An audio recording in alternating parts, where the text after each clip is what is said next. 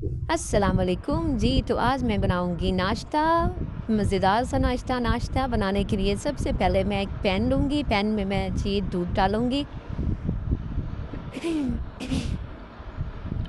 Pan गरम हो रहा है। अब इसमें मैंने एक अब ये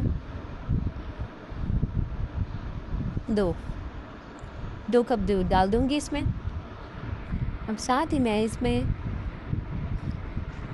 पत्ती डाल दूँगी पहले। ये 1 चम्मच है, 1 चम्मच इसमें पत्ती डाल दिया।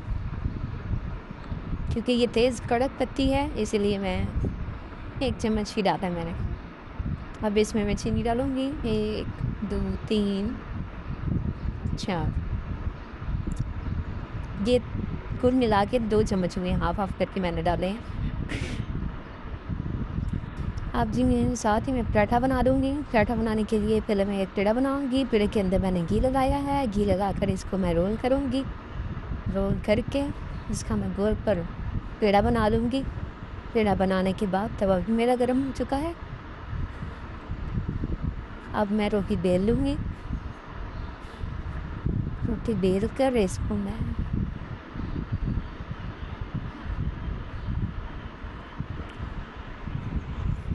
पकाकर अब ये तवे पे डाल देंगे हम। घी लगा देंगे। लगा के इसको अच्छे से पका देंगे हम।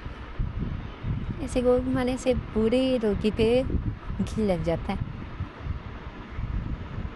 ये देखिए कितने प्यारे फूल बनना स्टार्ट हो गए हैं इस पर, खूबसूरत सा। आज हमारा ये पराठा तैयार होगा। इसको अच्छे से पका लेती हूँ मैं। सारी साइडों से हम पका लेंगे, कहीं से एक कच्चा न रह जाए। मज़ेदार सा हमारा पराठा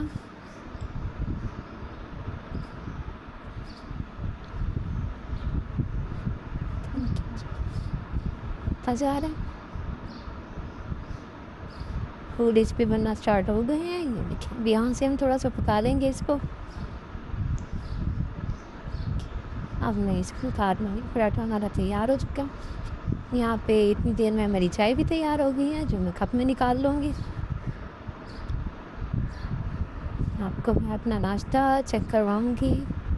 ये देखिए जी दही, जो कि मैंने चटनी बनाई है, साथ में अंडे हैं, चाय का 1 कप और साथ में 1 पराठा।